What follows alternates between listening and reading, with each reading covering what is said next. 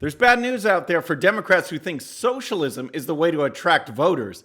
The New York Times gets slammed for its anti-American slavery expose, and Joe Biden nibbles fingers and talks about his leg hair. All that and more. I'm Bobby Eberle. This is a 13-minute news hour. And God bless the United States of America.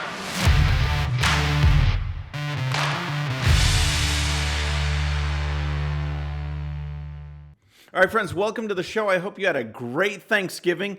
Mine was pretty memorable, and maybe we'll get into that later in the show.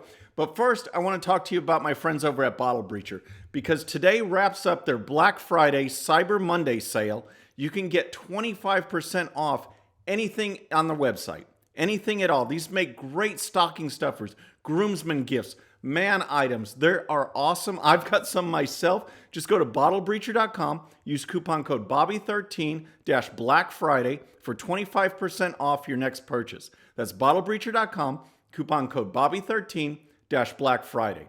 All right, I want to talk to you about socialism, because on this show, numerous times, we've talked about polls and surveys that talk about how millennials are thinking, and the results are not good. They've been indoctrinated so much in elementary school, in high school, into colleges and universities, and we know how they're thinking. But the thing is they don't vote a lot, all right? How do voters think? What are voters thinking about all these Democrats such as Alexandria Ocasio-Cortez and Ilhan Omar and all these squad members who are pushing this far left agenda? Does it resonate with the voters? The answer is no. Here's a report from the Washington Times. It says, voters have little taste for socialism, candidates who identify as socialists, or the repeal of the Second Amendment, according to a new poll conducted by the Heartland Institute, a Chicago-based think tank, and Rasmussen Reports. When asked which is better, a free market economic system or socialism, 69% chose a free market system.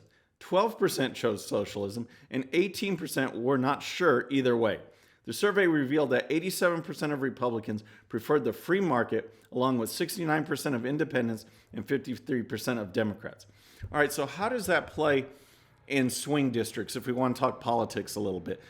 Districts that have a good sampling of Democrats, good sampling of independents. How does all this far-left socialist agenda play? Here's more from the Washington Times. It says, though the media has promoted the idea that the popularity of socialism is on the rise, the survey reveals otherwise. Only 26% of voters said they'd vote for a presidential candidate who identifies as a socialist, while 50% said they would not. The rest were undecided. Now, real quick, on these crosstabs where they match different demographics with the survey questions, 31% of Democrats and 50% of independents said they would not vote for a presidential candidate who identifies himself or herself as socialist. And that's key right there, okay? This does not play, even among Democrats who might favor, bigger budgets and higher taxes and things like that. That philosophy, that debate between old school Democrats and Republicans is gone. The left, the far left, has taken over the Democrats, and you have a big chunk that are looking for an alternative. They don't want these far left socialist policies. It's not playing, and it's going to lead to some bad results in the November elections. All right, next I want to talk about little politics and some of these Democrats who are running for president. And in case you kind of just tuned out over the Thanksgiving holidays, I tried to do the same, take a little break from politics. There was a lot going on, actually. And of course, there's the talk about impeachment and how that is not playing well with the voters. And even on CNN, they had a CNN correspondent, an analyst, talking about impeachment. And here's what he said. You talk to some Democratic voters out there, as I have, and you watch what Democratic presidential candidates are talking about. It's not this. They do not believe this is a winner for them in November. All right, that was CNN White House correspondent Jeff Zeleny. And what he was saying is right in line with what we've been talking about with the polls that show that this is a loser issue for Democrats. The independents do not care. Even a lot of Democrats don't care about impeachment. They don't want to see the president impeached. They surely don't want to see him removed from office. They think it is a distraction from an agenda of getting things done for the country, and yet the far left, again, is pushing impeachment, and it is not playing. It is a loser issue. So what about the candidates? Well, first, we've got Senator Kamala Harris, who lost a major staffer this weekend. She defected to the Michael Bloomberg campaign and wrote a scathing report on how bad it is in the Kamala Harris campaign. That campaign is sinking like a rock in the polls, and apparently it also treats their staffers very poorly, encouraging some to move from Washington, D.C. to Baltimore and then laying them off after they've already moved. Just tremendous disarray in the campaign, and it's no wonder it's sinking. Then we've got Joe Biden, all right? And a couple of videos have come up this weekend, one new, one old, but they all tell the same story, and you wonder, why does he continue to do this kind of stuff when it just perpetuates this pattern, all right?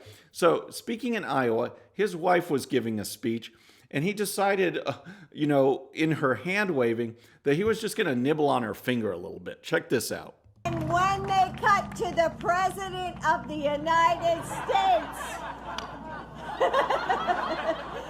All right, so that was a bit odd. You can label that maybe even playful if you want. But in the context of all these other videos and all the creepy Joe stuff that people talk about, why do that? I mean, it just distracts from your message when people are looking at Joe Biden for distractions. It makes no sense. And when you're trying to deliver a message and get yourself back up in the polls. So along with that, a video popped up this weekend from 2017 where Joe Biden was talking to some kids about his days as a lifeguard, and it got really weird. Check this out. I got hairy legs that turn blonde in the sun, and the kids used to come up and reach in the pool and rub my leg down so it was straight, and then watch the hair come back up again. They'd look at it. So I learned about roaches. I learned about kids jumping on my lap, and I've loved kids jumping on my lap. All right, so what was that? That doesn't even, I don't even know what to say about that. It's just so bizarre. And these videos just keep popping up. And it's like, please stop. Please just get back on your message. I mean, your staff has to be just cringing every time one of these comes out. And it's no wonder he doesn't gain traction, because every other day there's a Creepy Joe video. It's just bizarre.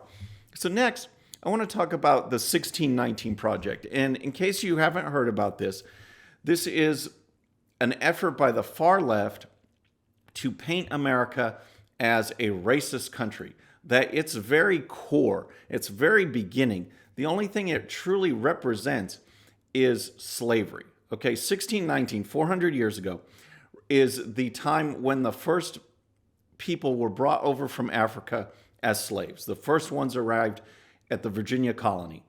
And so now the far left organizations are making a big deal about this 400-year anniversary, basically saying that this is what America is all about, tracing its roots back there, not liberty and freedom and things like that, but racism and slavery. So the New York Times put together this 1619 Project, and you can already tell where this is going to go. With the New York Times as the lead, they put these essays out there, these exposé on America. It is very anti-American, claiming the country is racist to its core, that it's racist in its DNA. And it has a lot of historians actually up in arms and disputing these one-sided, slanted, very biased findings. Here's a report from the Daily Caller. It says, multiple historians slammed the New York Times Magazine's 1619 Project, calling the reframing of history false and disturbing, as others are pushing for it to continue being added into public school curriculum. The 1619 Project is made up of multiple stories and poems about racism and slavery. It suggests America's true founding was when the first slave arrived in 1619, and it aims to reframe the country's history. Written by journalists and opinion writers, the project has already received criticism from many conservatives. Historian and Brown University professor Gordon Wood called the project wrong in so many ways in an interview with the World Socialist website, published on Thursday. So in this interview, Professor Wood describes his initial reaction to the 1619 Project, and here's what he says. I had no awareness that it was being done, and I was surprised, as many other people were, by the scope of this thing, especially since it's going to become the basis for high school education and has the authority of the New York Times behind it, and yet could be so wrong in so many ways. So Wood's comment is crucial there because this is what's happening. This is being released as almost a scholarly work, and it's being put into curriculum, being made available to schools out there to teach this slanted, wrong view of American history. And Wood goes on. And I think the important point to make about slavery is that it had existed for thousands of years without substantial criticism. Slavery existed in Africa, in the Middle East, in Asia, and of course in Latin America and North America. So slavery existed for thousands of years, long before America existed, thousands of years. It was not an American invention. But you know what essentially was? You know what essentially was an American invention? Opposition to slavery. And here's what Wood says.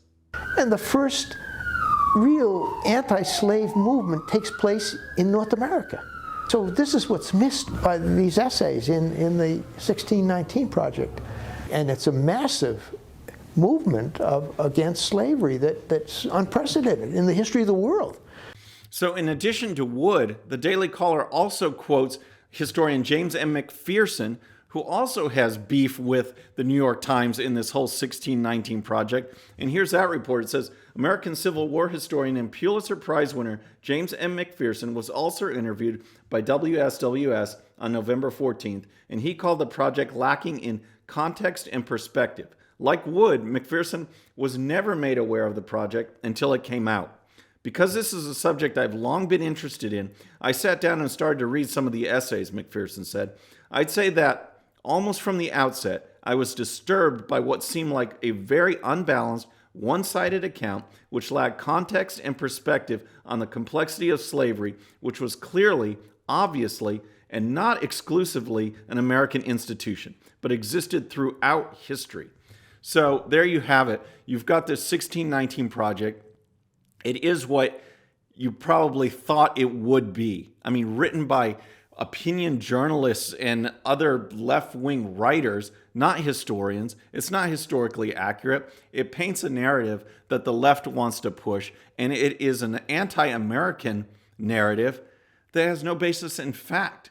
We freed slaves. We provided not only the shot heard around the world for freedom as far as separating from tyranny, but abolishing slavery as well. It's just, oh my gosh, the left is so nuts. And so finally, I want to wrap up with a Thanksgiving story that was not actually so cheerful. This involves, as you know, President Trump made a surprise visit to the troops in Afghanistan. And it was great. It was a great event. He had Thanksgiving meal with them. The troops were appreciative. It was just a really solid event. But the thing was, it was a surprise. And so leading up to that, one Newsweek reporter wrote about what the president's plans were for Thanksgiving. And that reporter didn't end up getting the Thanksgiving cheer that she thought she would. Here's a report from Washington Examiner. Newsweek initially published the article Thursday morning before the president's trip to Afghanistan was announced publicly. The story's initial headline was, "How is Trump spending Thanksgiving? Tweeting, golfing, and more." Kwong told the Washington Examiner that she was assigned to write a story on what Trump was doing on Thanksgiving. The next day, Kwong reached out to the editor on duty and relayed the president's latest actions, after which the story was published. When the president's trip to Afghanistan was announced, that editor then decided to assign another reporter to write a new story about it, but neglected to update Kwong's original piece in a timely manner. So Kwong tweeted out an apology. She said she was sorry for putting out this story before she had all the complete information on what the president was doing, called it an honest mistake. Newsweek fired her.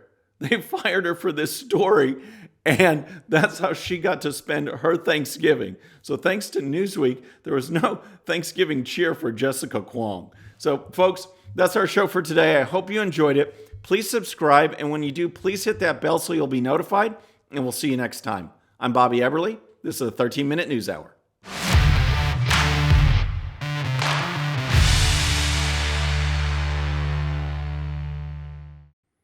Okay, friends, just a little reminder before you go, and no, this does not count against my 13 minutes. Please hit the subscribe button below and tell your friends. And if you happen to miss our last show, you can check it out right here. And also for great conservative news and commentary, please check out GOPUSA.com. All right, folks, we'll see you on the next show. Have a great day.